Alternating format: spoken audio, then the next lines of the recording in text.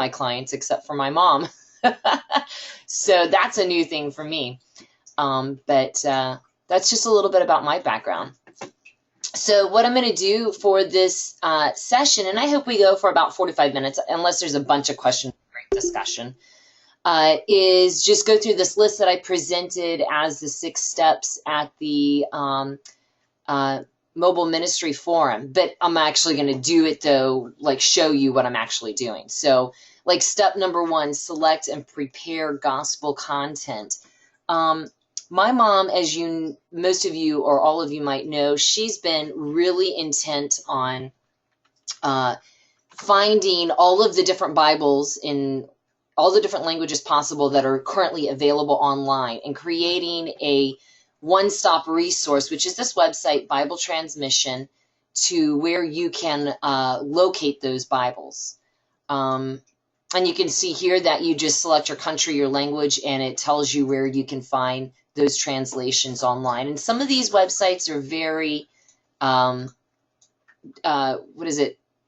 you can't find them. They're very discreet. Now, like this one's Faith Comes by Hearing. So that one, they have many, many, many of the Bibles available, but there's also many small websites people are not familiar with.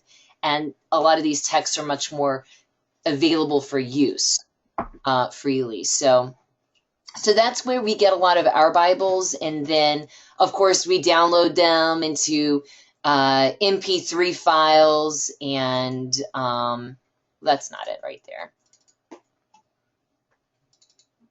And, well, that's not it either. Audio Bibles. There we go.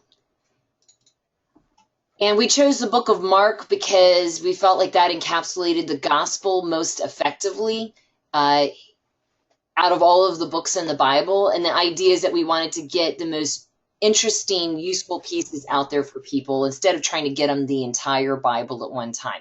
So when you're thinking about this in terms of preparing your gospel content, it is about, have we got the right language for the people that we want to target? Of course. Have we got material that they're interested in? Because we're finding that not everybody's interested in the Bible. And we haven't done stuff like some of you have, like the videos or movie clips. We haven't done that, and I think that's useful because there's some people that are going to be more open to that level of the gospel than getting the Bible directly. But that was just the passion my mom had. And once we have what our stuff is that we're spreading, that we're sending out, then we get it loaded up to our website host and create it so that it's ready to be downloaded.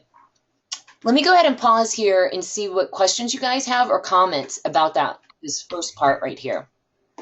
Preparing gospel content. Any questions or thoughts that you'd like to share?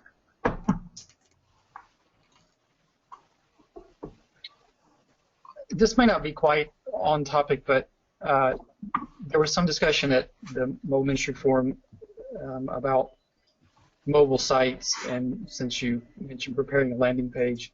So what is your take on the discussion about a responsive site versus a site that's specific? Battery is about 80%. What about 80%? What was that? Could you expand on that? Sorry, I don't know where that came from. That wasn't me. So my question essentially was, what's your take on the discussion about a site that is responsive, that's a normal site that's responsive, versus a site that's not mine, sorry, a site that is specifically for mobile? Do you have an opinion on that, and if so, why? Oh, sure. So I like to use for mobile advertising strictly mobile-friendly websites as opposed to responsive for a couple of reasons, and I'll show you one here. Let me see, what's one that we have? The reason why is all of the people coming to this page are coming to it, it looks horrible on a regular computer. No Bluetooth device connected. Searching. Right. Oh, if you guys want to, go ahead and mute yourself, and then that way your ambient noise in your office won't come through the meeting. And by the way, Marguerite, if you were going to cover this later already anyway, feel free to do it later. You don't have to address it now if it's more appropriate later. Yeah, I don't mind since it was bullet point number 2. And you guys can always add in thoughts from the past. I'm keeping this pretty loose here, so thank you. So we're only going to send to this page here people that are using their phone. So since we're only advertising to phone users, only people seeing this page are going to see it on their phone. I like to use responsive websites. For example, like my website is responsive when I want to be both mobile friendly and ready for the desktop user. Now, my website is also optimized for search engines so that it pulls, it's found by branded keywords or non-branded keywords, and that's important. But for my mobile sites, these are not optimized at all for any search engine purposes, because the only way we're driving traffic to it is through the advertising. So another factor too, the reason why I prefer to do just a mobile site instead of responsive is there's a lot less coding involved.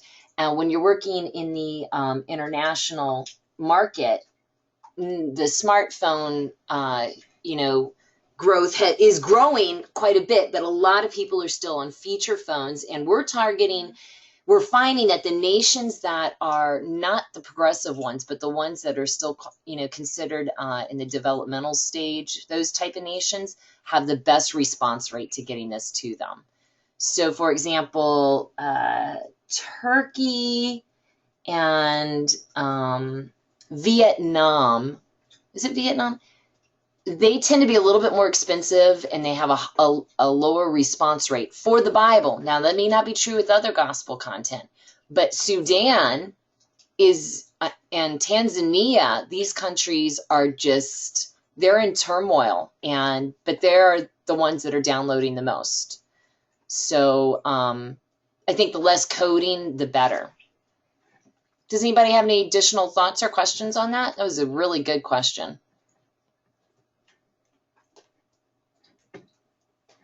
I'll show you, where's my seat?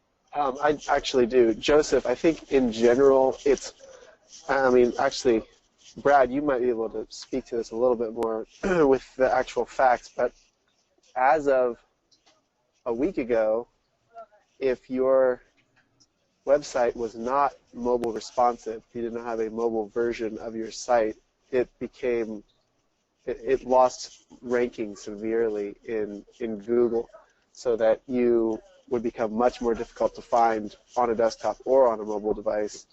So having a mobile responsive website is an absolute must for anybody building a website of any kind anymore.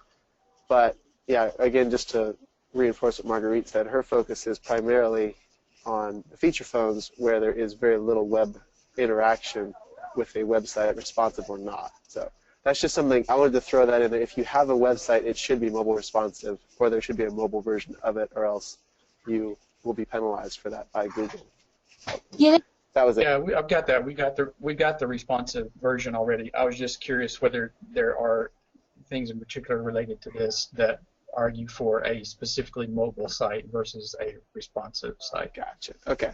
All right. Sorry. Yeah, thank you for bringing it up. That is a good point. I shared this at the MMF, so I'm not 100% sure if everybody that's participating today heard it. So I do want to recap. Like a mobile-friendly website, you could advertise that, and people could drop there, just like this is for Word Project. They have an awesome mobile-friendly website, but it's just too much content, and it's easier for people to visit it and do nothing.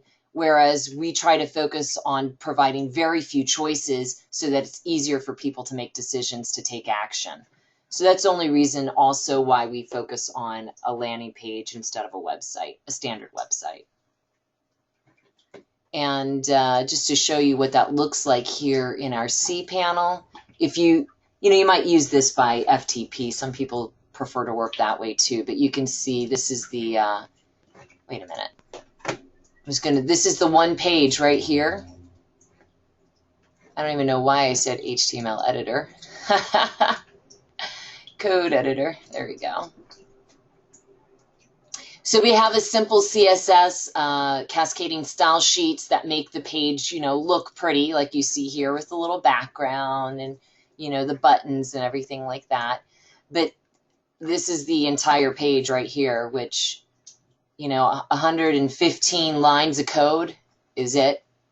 And that includes the scripting for tracking that we do. So it keeps it pretty simple.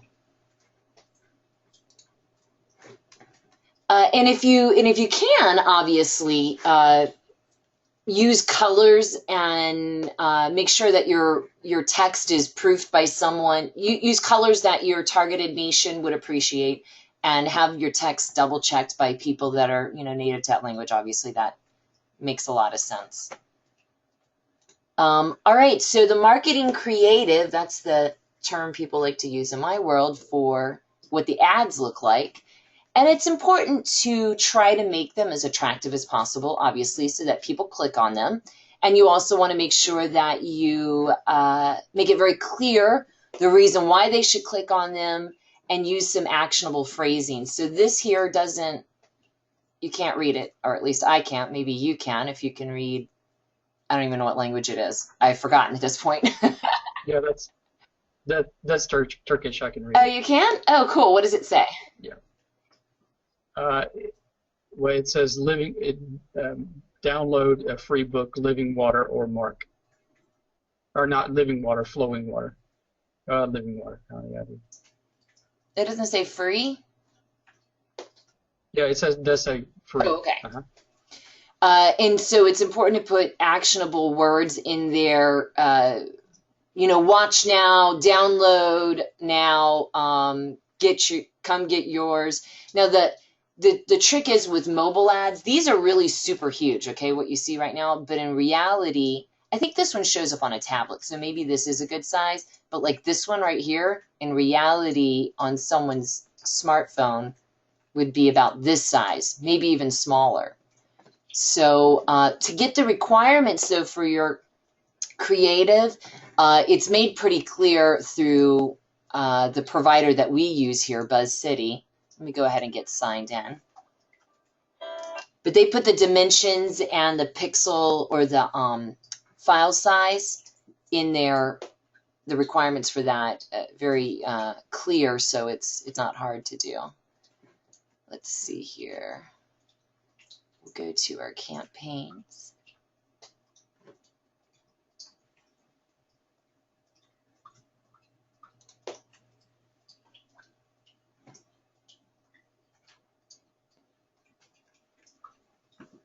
So you can see right down here on this screen, it's still loading. This campaign setup page is so slow. I guess their servers just are very busy or something. I don't know, but I have to click and wait, but it's their computer or their system, not mine. But you can see down here, there's the dimensions and there's the size, and so you can just list these and then get your designer to produce these accordingly. And that's really what it is with creative. The other thing is that you can test out response rates on them. We haven't done a lot of testing. My mom was interested more in getting a lot of these pages developed into different countries. We're actually finishing up our 10th mobile site. And so we have about 8 campaigns going on right now. And to test 8 different campaigns takes a lot of time. If we're finding that it works, we're just going with it. And if we have more time down the road, we'll keep tweaking it. Over time, 1 or 2% in terms of, number of clicks on the ad, and then also downloading the material that you have available on your page, that adds up. So it's worthwhile, bumping something from a 2% to a 4% in a 6-month period equates to a lot of traffic. So keep that in mind. But it's all based on what your expectations are and your standards are, how much you want to test, or if you're just happy with the results that you're getting. So how do we actually measure that? This is, I guess, kind of a bit of a segue, going back on researching the mobiles of your end users. It's good to know ahead of time what kind of devices they're on, just because you might want to cater your landing page and your content to that a little bit more. And BuzzCity does an excellent job in supporting that. Now, this agency, for those of you that aren't as familiar, I know we've talked about it a lot, but the reason why we chose them is because they do not require a lot of money up front. A lot of agencies, ones that do mobile advertising, might request $500 to get started, minimum. And we didn't want that. And then they also don't let you, a lot of other agencies will not let you customize your own campaigns. They do it for you. You tell them what you want, and then they do it, and they give you the results. And we really want to be hands-on and be able to manipulate our own details and results, because we just feel like that's important. I'm going to go to their campaign planner here. Also, BuzzCity has been the most open about their data and information that we've seen of other mobile agencies. So some mobile agencies do better reaching certain nations than others, so always research that. We were trying to hit countries all over the world. So for us, BuzzCity made sense because they have a really good reach all over the world. But if you're just focused on one area or one country, it might be worthwhile then to look at other mobile advertising agencies that happen to specialize in that region. For example, China is where BuzzCity's okay, but if we really, really wanted to do more in China, it would be better to look at some agencies that are more specialized with them. So in this, Marguerite, do you have any input on finding a good company to work through if we decide to go with something other than BuzzCity, or if we're looking for a particular region? Oh, just Googling and seeing what you find, or? Yeah, that's all that we've been able to do so far, is just personal research, reading reviews, and then praying, and then testing, giving it a try, and then keeping an open mind, in terms of, it looks like it's great, and then maybe it does turn out to be great, and then sometimes it doesn't. So. Sure. Okay. Thanks. Sure. I think it's a good question. Let's look at Ethiopia. So I can click on here, and it talks about here how many people they can reach. So what they're talking about is they know in Ethiopia, on all the arrangements that they have with mobile platforms, they can reach 2 million people. And this is how many ads they've served through those platforms. And this is the recommended bid, which is 1 cent per click. And they do impressions too. We tend to like to do the click-based stuff though, just because it's easier to manage your money that way, in my opinion. And then if we click for more information, down here they provide information in terms of channels. So this is how they group their where the ads display, the type of content that's associated. They call it channels.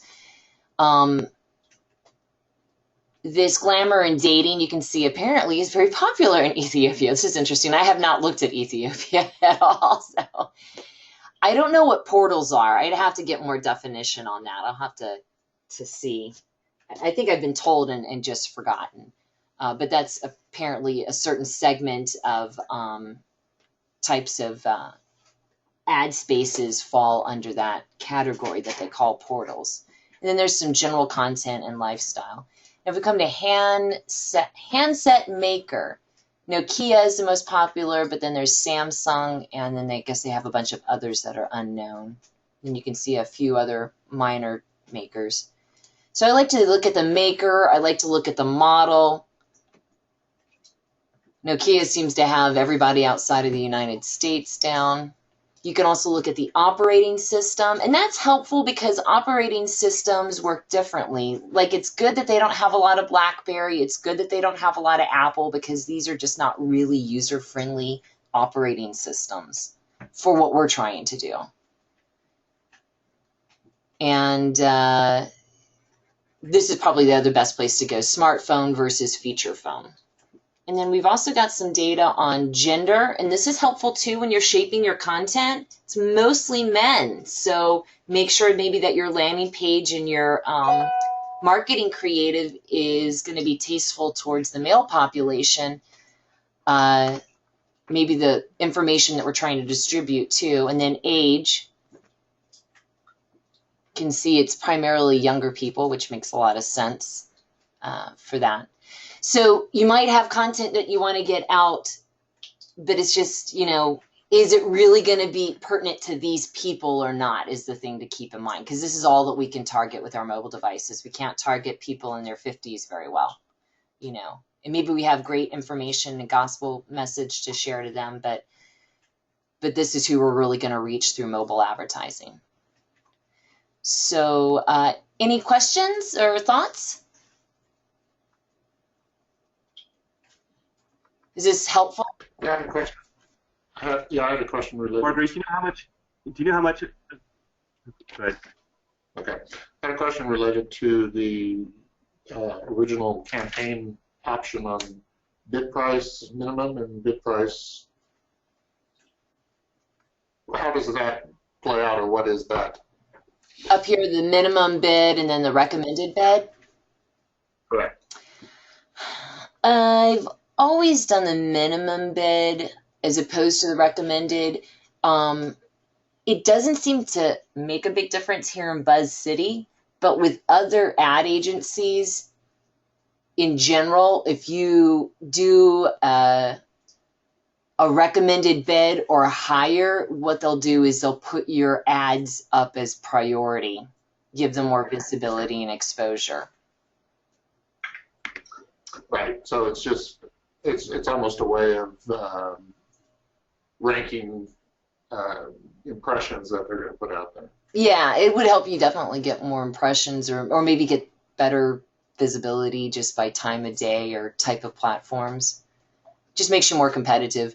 But I haven't seen that an issue here in this case, or I haven't really bothered with it. I just put in the minimum bid, which so far we've paid, the most we've paid is 3 cents a click,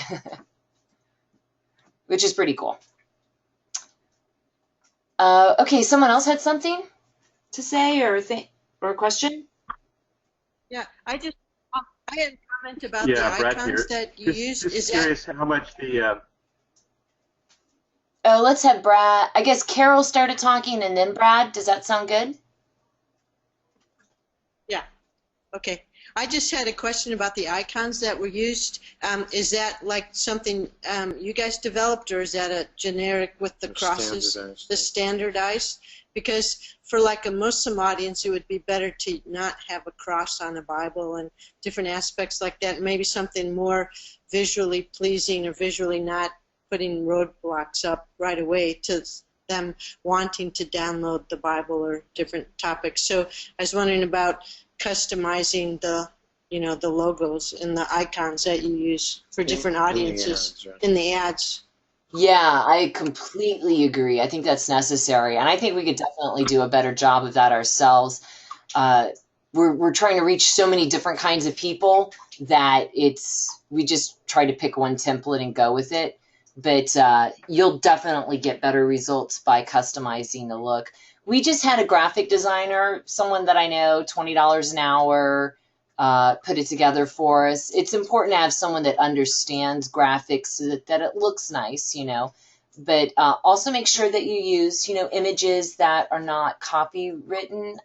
I don't know if anybody would ever, or royalty free, I should say. I don't know if anyone's going to ever figure it out. But just as a business person, I'm very conscientious about making sure I use royalty-free images. And, if you do a Google search, you can search images and find stuff. Just make sure that you segment your search or define it so that it's available for use and it's not, it's not royal. Is the copywritten the right word? I can't remember. But it's available for use. There we go. What were you going to ask, Brad?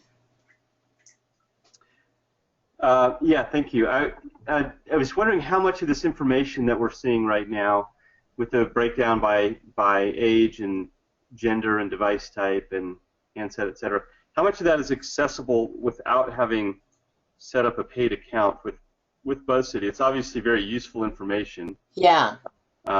But if you want to go do some initial research, do you know how much of this is available before you have to set up an account? Yes, it is totally available, all of it. You don't have to have an account. So if you just go to their homepage, which is wonderful, isn't it? I mean, this is great data to use for any other kind of marketing to these nations, even if you don't do a campaign with BuzzCity. But if their homepage right down here, it says View Planner, and it takes you right there. Great. All right. Great comments, guys. Thank you so much. Okay, I'll show you some of the data that we've been pulling and what we've been looking at. It's been a bit of a challenge really trying to get clean information. Part of it is, let me go back to this planner not the planner, but let me show you how to set up a campaign because I want to show you some of the decisions that you can make. Let's see.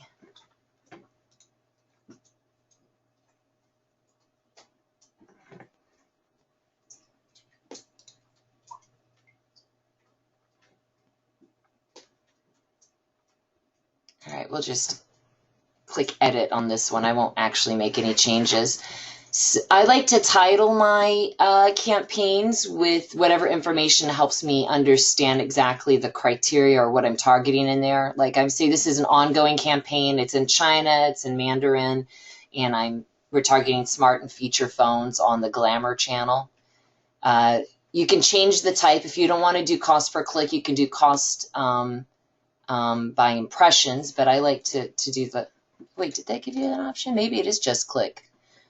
Okay. You can schedule the dates that you want to run the campaigns and your daily budget, and if you want to, segment the time of day that it's showing, you could do that too.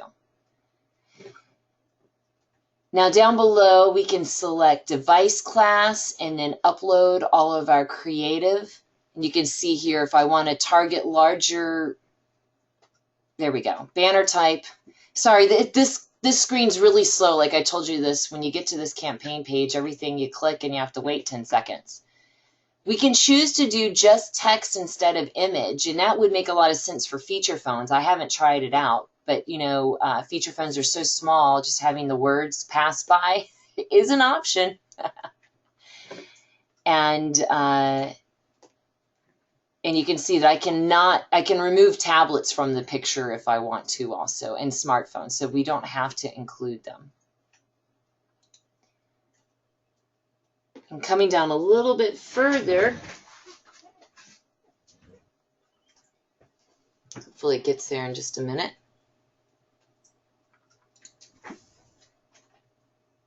All right, there's my target URL. That's I'm telling which page that I want them, when they click on the banner, where they go. And there's some information there about some other banner options that are available. But down here is where we can target carriers and the country. So I've done research for carriers like in India, so that way I could target carriers based on the most popular language where those carriers work, around the major cities there, because I couldn't target cities with BuzzCity, even though it says BuzzCity. Well, that's funny. I just realized that. And ignore those little lock-looking things on there. That's just an app I have in my browser. It doesn't have anything to do with this website. But I would just click here to the different parts of the country that I'm looking for, narrow it down to different parts of the world I'm looking for, narrow it down to the country I'm interested in, and then when I open that up, let's see what's under Pakistan, for example. Give it a second to do that. This is where it gives a suggested bid of 1 cent per click, and then telco means the type of carrier is being used. There we go.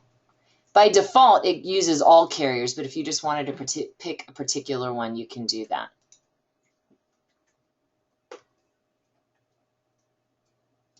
And you can do a little targeting with your devices too. So that's why we had that data earlier about feature phone, smartphone, operating system, things like that, because you can get really specific here, and it might be worthwhile to do that if you find that certain phone users have the best usage or conversion rate. It's always recommended to skip BlackBerry and Apple, at least for us. I like that campaign planner. I saw what kind of phones were the most popular. I think I put Google in there just for the heck of it, but Nokia and Samsung. If I'm not as interested in targeting devices, then I have an option with platforms. there's some operating systems that I don't fully understand the way that it works, but some operating systems, they sort of mask about where the user is located. And so some of my data in Google Analytics comes across kind of funny. If anybody has any insight into this and would like to share, please do, because I don't. I just know that I have the option to include certain browsers or not. Or excuse me, operating systems or not. Does anybody have any insight on this or experience?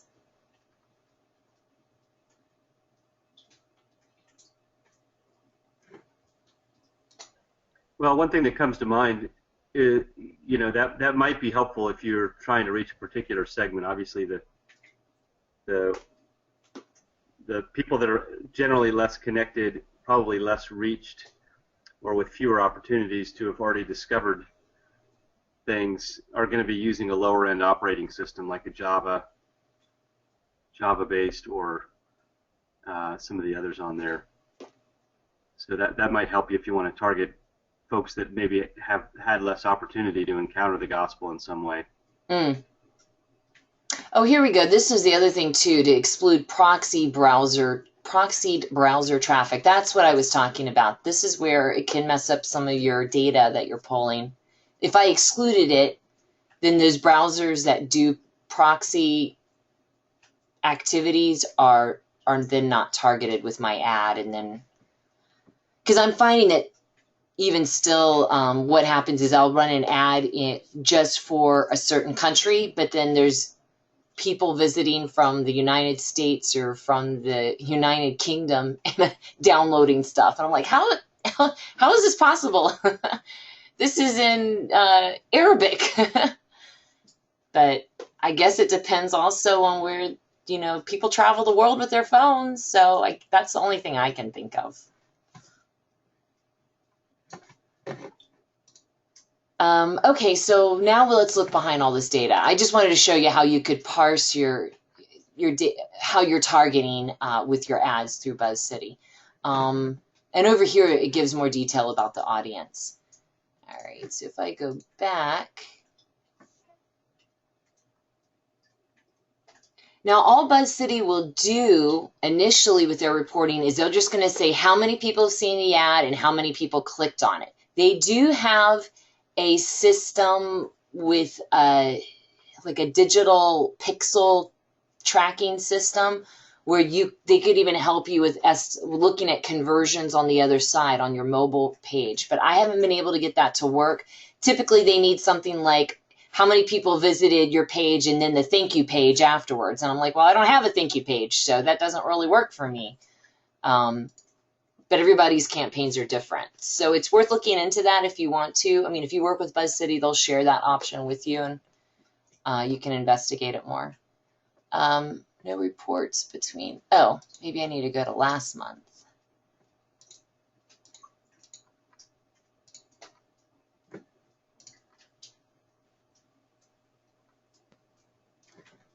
So they break it down by day, and there's the number of impressions or exposure is what they call, the number of clicks from that, and then this click-through rate. And you can see the reason why the clicks stayed the same is because we had a spending rate of $5 a day. I guess they kept it within a couple of pennies. And it's always good to look at the click-through rates to see if you're doing testing campaigns. I look at them globally, but more people click through on this campaign I did with portals than maybe to the Glamour and Dating channel. I like to compare that. Or you could compare smart versus feature phone, but this click-through rate percentage just tells you how many people are seeing the ad and clicking on it. This will give you an indication on how good your creative is, you know, in terms of being attractive and people, you know, wanting to investigate more. So what I did was I have to just create a spreadsheet to track everything. Let me go ahead and show you what I've got. Where did I put it?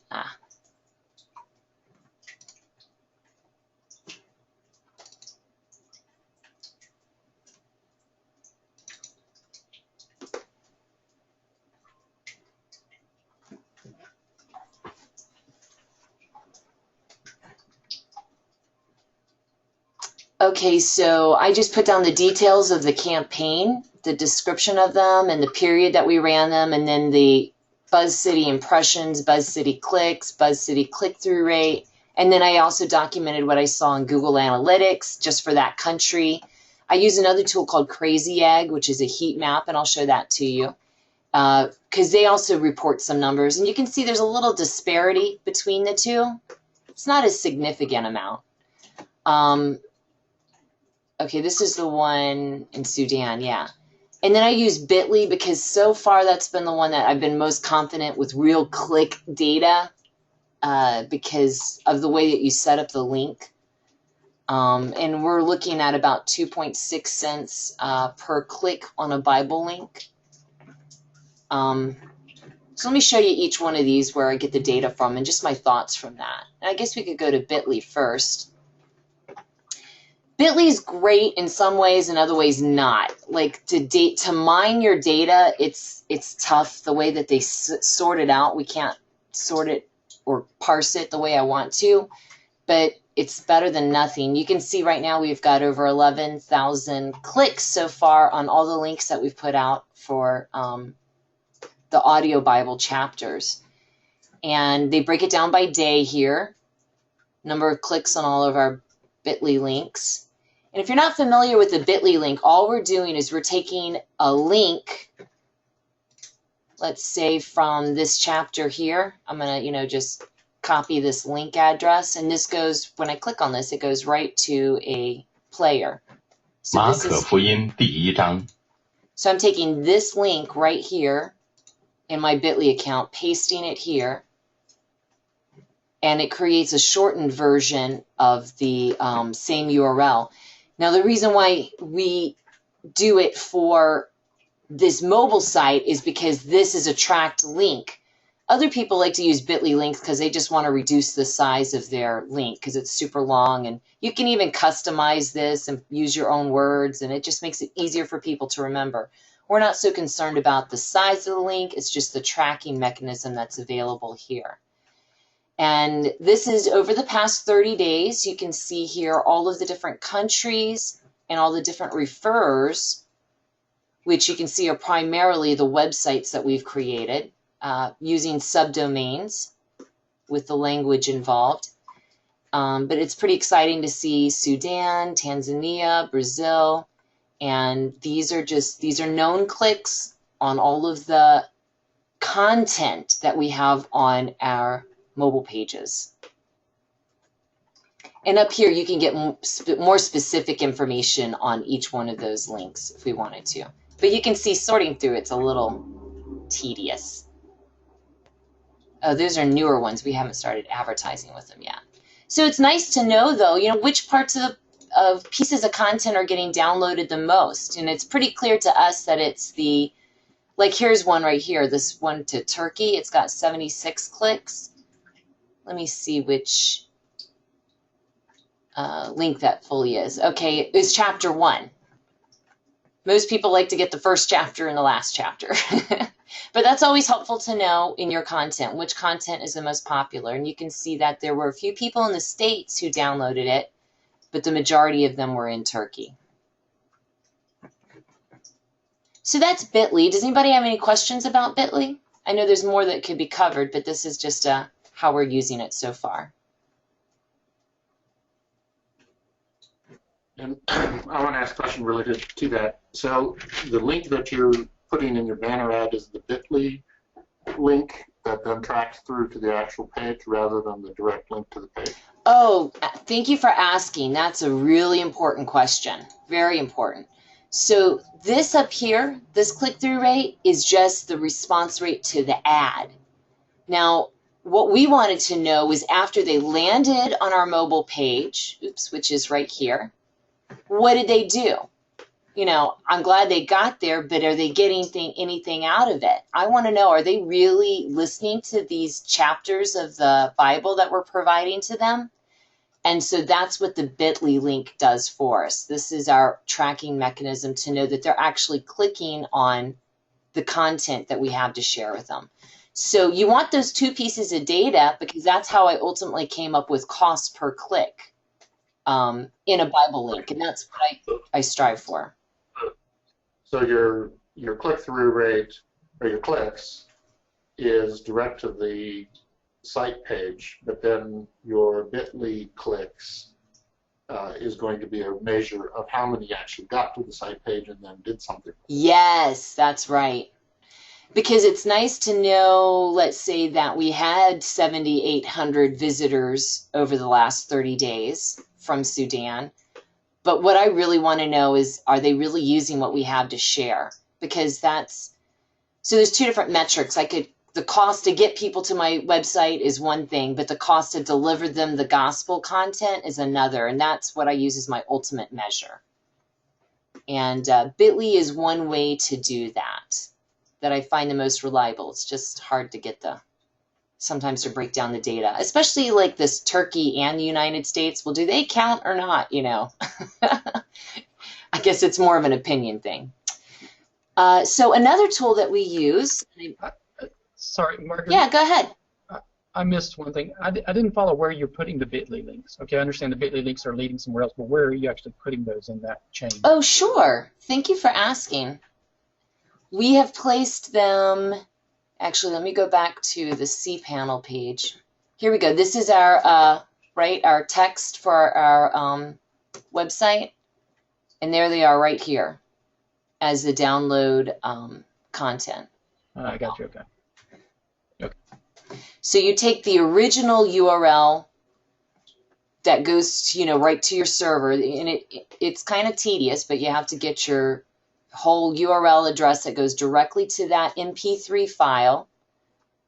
So for us, it was like arabic.downloadfreeaudiobible.com/audiobibles/ and then the name of the file. Go to bit.ly, pop that in up here, the whole long thing, get the shortened URL, come back to my page here, and paste it in so that I get the tracking factor in there. That was a really good question. Thank you for asking. So Crazy Egg is designed as a system to help you understand how people are using your mobile website. Now, it's $10 a month to use. This is not a requirement. It's just I like to know about the behavior of people. I find that so important.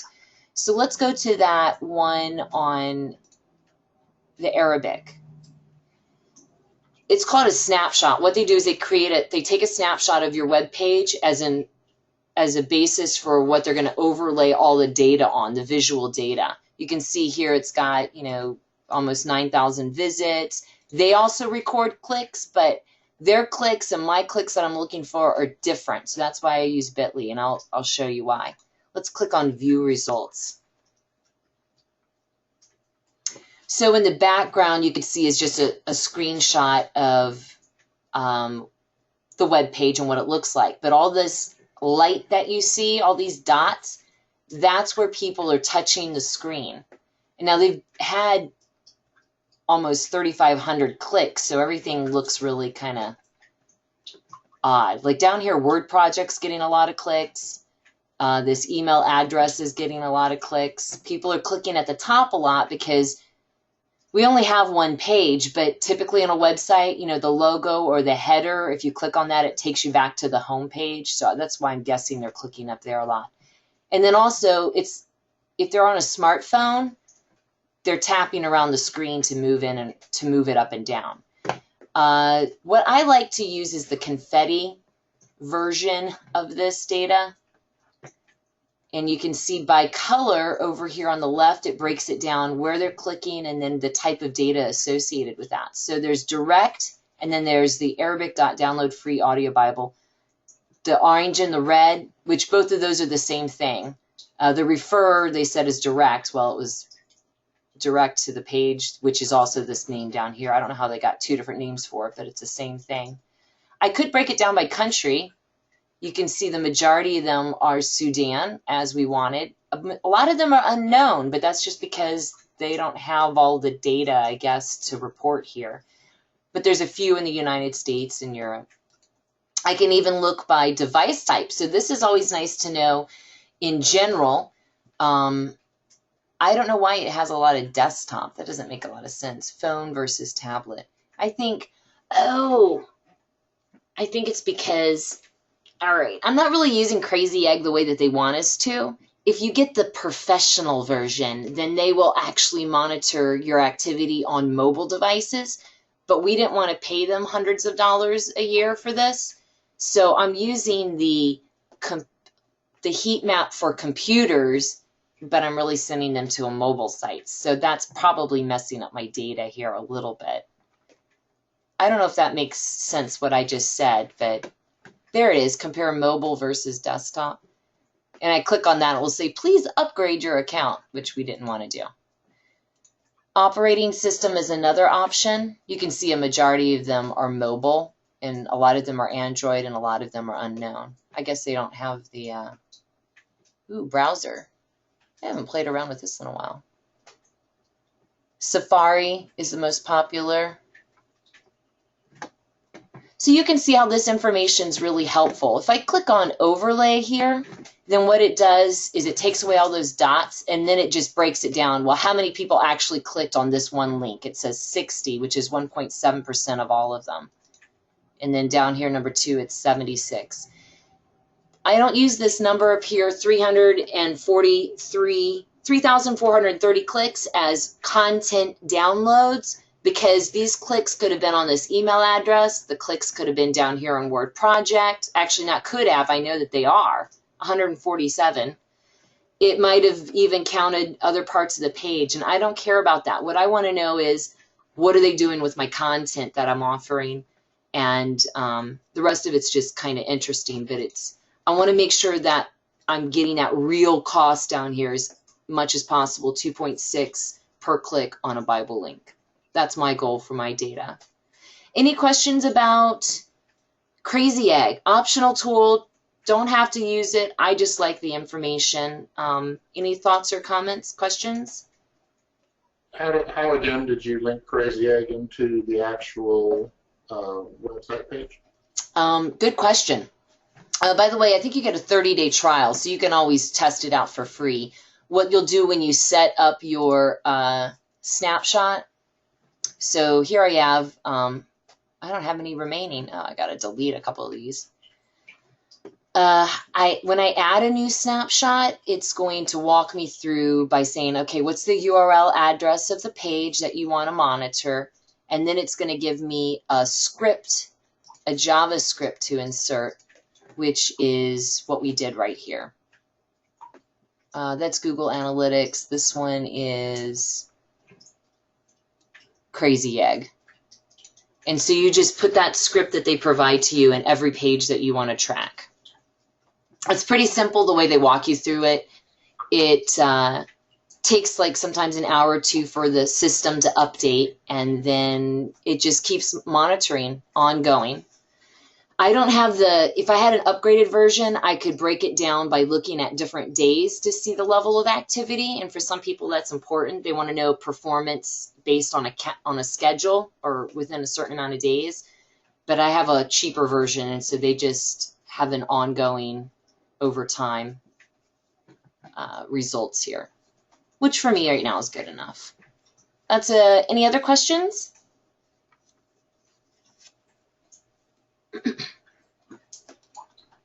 Well, Google Analytics, if you're familiar with doing stuff with websites, you're pretty familiar with this.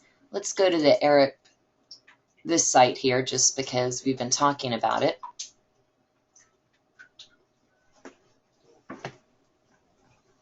So overall, you can look at the number of sessions compared to users, and it's nice to know if people come back.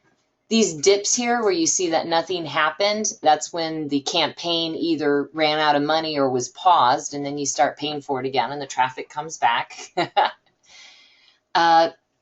Pages per session is always nice to look at if you've got multiple pages that people are visiting. I wouldn't do very many pages, maybe just 2 or 3 at the most if you're doing mobile advertising and you really want to increase your conversion rate. Average session duration is always good to look at too. depending on how you're providing that content. Now, here's the important thing. This is for everyone, right? Everybody that visited the site, all of these sessions here, 7,000, on average, it was about a minute. But someone could have been there for 5 minutes or 10 minutes listening to audio Bibles, but it just averaged out this time for everybody else that visited for a minute or two, and they're like, I don't want this, and they just leave the page. So bounce rate is something that you could look at if you have multiple pages, particularly if you'd like to move someone from one page to another page. A bounce rate means that someone visits a site and they don't interact, they just leave.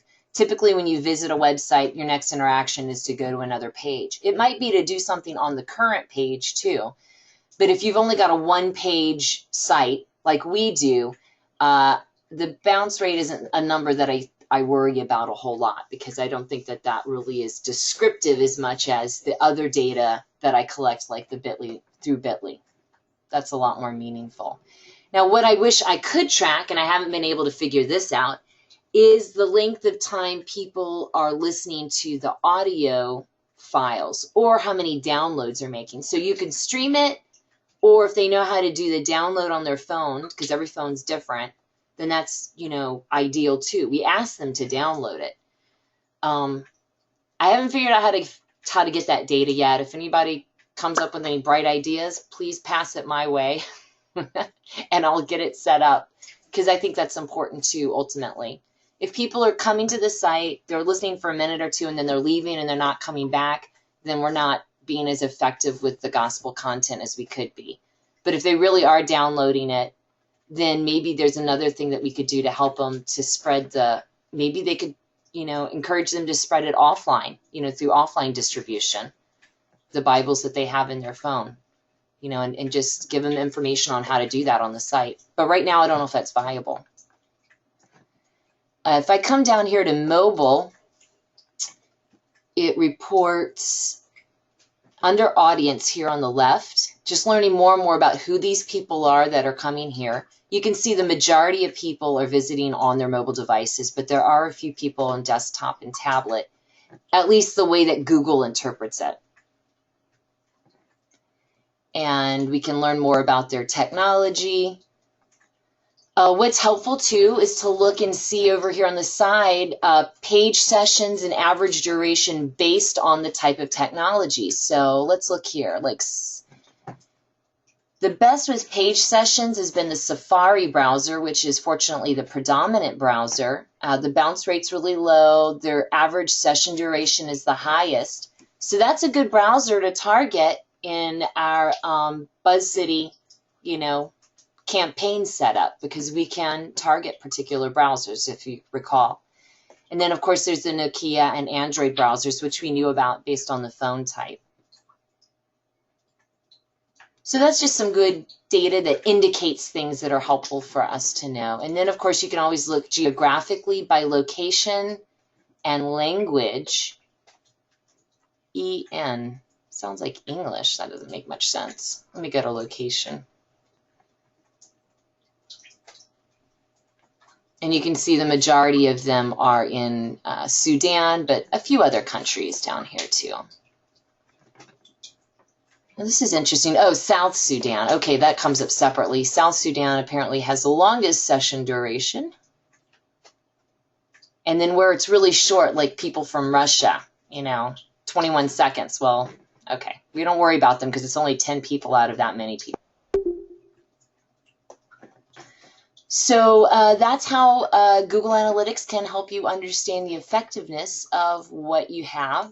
What you just want to do is come up with a system for tracking the performance. Mine's, like I told you, pretty simple. I just have a spreadsheet. I put the data in. I make some assumptions for certain things. If I don't want to dig into the data really deep, but it looks like it's going that general direction, and I just focus on what does it cost to get the gospel in people's hands. And then I use that as with my mom to help her decide how much she wants to focus the ad there, how much money and time we spend doing that. Any other thoughts or questions? I think we've wrapped up pretty much what I had planned, but I would like to leave it open for any other discussions or subject matter that other people would find valuable, or maybe for anybody that needs to head out. We have covered the bulk of what I had planned. And just another question on the Google Analytics, you're linking that as your JavaScript off your main web page for that campaign. Yes. Are you familiar with how to set up a Google Analytics tracking system? Is that your question, or is it? Yeah, a little bit. I was just double checking that.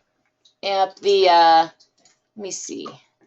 Yeah, I just create a new account for every page. Actually, I did it kind of wrong. When you set up a Google Analytics account, you can have your primary purpose and then your actual number of websites underneath it. I just created an account and then for each website instead of one account for multiple websites. But it doesn't matter. It all does the same thing.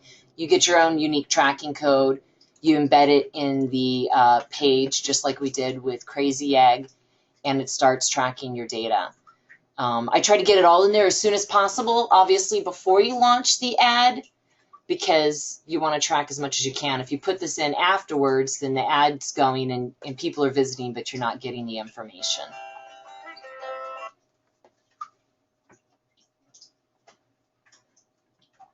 Any other questions or thoughts? Yeah, Marguerite, if, this is Brad. A few questions for you and comments. First, can you mention again? You may have done this already, but what would be the total cost of getting started doing something like this? Oh, that's a really good question. You know, if someone knows how to do it, if someone knows how to set all of this up, basically they have the technical expertise, then we're just looking at the cost of running the ads, and you can see we're doing $5 a day. So that's really inexpensive. But if you have to outsource this, then you could spend anywhere from, depending on who you outsource it to, you know, like a couple $100. I wouldn't think you should spend more than $400 getting the creative put up, getting the website put up. There's time that it takes to set up the campaigns and monitor them and test them. So I do this. Part of what I do here with my mom is just let you know, for you guys, I guess, to let you know, I contribute a lot of my time, but she also helps pay for some of my time, because if she didn't, I just couldn't afford to do this. It takes too much time, and I have a business to run. So it enables me, though, to use my subcontractors to put a lot of this together, and then we get it done faster, and they're good at what they do, and I capitalize on that. So it is worth sometimes spending money to get somebody who knows what they're doing to do it right, as opposed to if you don't know what you're doing and you don't have the time to figure it out, then you know what you could be spending money on ads that aren't effective because, you know, it's just lack of experience doing it. Yeah. Is there a minimum that you need to invest in BuzzCity to get started? No, there's no minimum. Or is it? Isn't that wonderful? Okay. So you could. That's great. Yeah. I would think you would need to run like a campaign for at least 4 or 5 days minimum, ideally a week, to test it out. So Sure. I wouldn't try just one day and then, you know, that's it. Try to put it in a few days first. Yeah. Well, and speaking of expertise and, you know, being able to put all the pieces together, et cetera, this may be something you guys have not even begun to think about yet, but if there were people that had, say, a particular language that they would like to promote, would you guys be open to working with people to do the setup? You know, obviously that perhaps them contributing to the paying for the cost of the ads, and, you know, and maybe some additional expense for your time, et cetera, to get the ads going. Were you guys open to partnering with people to run the ads for them? Oh yeah, absolutely, absolutely. We can do that. And I would make the arrangement to really try to keep it at cost as much as possible, because you know, it's important to do this kind of stuff. And and the nice thing too is that, you know, since we've already got some experience, we could probably put it together pretty fast. I would love to, and if any of you guys do manage to hook up with somebody that is in the professional maybe world, the you know, business world that does mobile advertising internationally, like that just happens to be their actual job, I would love to get to know them, you know, become friends, and, you know, hopefully use their mind as a resource if they're open to, you know, sharing what they know and things like that. I'm really relationships business-wise, so. One of the guys that was supposed to be at MMF, or I shouldn't say supposed to, but was hoping to be at MMF to present on mobile gaming, I believe he and the other founder of his company are two of the key pioneers in mobile advertising. Oh, wow. Yeah, I mean, I think these guys, I'd have to go back and look, but I think these guys sort of helped write the book on mobile advertising. Were very successful, and then have moved on since to focus on Christian games for mobiles. But that might be a resource. I've had a hard time getting much out of them, but I think because they've been in the middle of launching a new game and moving states for their offices as well. But anyway, you can follow up with me separately if you want to reach out to him. Oh, thank you. Yeah, it'd be nice if he would be willing to share from his expertise in that area. Yeah, for people that do this all day, every day, you know, they definitely have a lot more insight, you know, because the thing about advertising is there's so much technical stuff, but it's still marketing, and there's so much you have to know about the social nature of the people that you're working with and what their interests are. So it's an interesting combination. Well, anybody else with thoughts or questions? It sounds like then we're going to go ahead and wrap this up. Do you want me to post this up as a recording on YouTube or something? What do you think, guys? So to share it with other people, would you be okay with that? Or everybody, I could cut out the beginning with introductions. Yeah, if you could cut out the introductions, that'd be helpful. Yeah, I'd love to be able to get a recorded version of this. It'd be great to look back and remember some of the things you covered. Okay, great. And do you want me to reach out to you? Maybe we'll see about doing something social media related. We'll do more of maybe like a group, here's what we're doing thing. Because I could share screens and everybody could take turns sharing what they've done, those of you that have done some social media advertising. Does that sound good?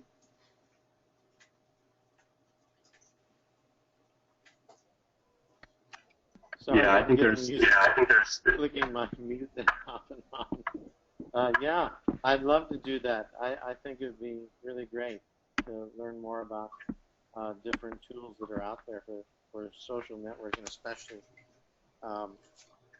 Yeah, wonderful. Well, thank you so much for your time, guys. This has been really fun. I appreciate you listening to me, and feel free to drop me an email or a phone call anytime, okay? You guys have a wonderful weekend. Thank you. Thank you for the time. Thank you for putting this all together. And Thank you for the time. Yeah, sacrificing your time to help us out and share with us your expertise and things you're learning. It's really great. Oh, you're welcome. Yeah, thank you. Bye. Bye-bye.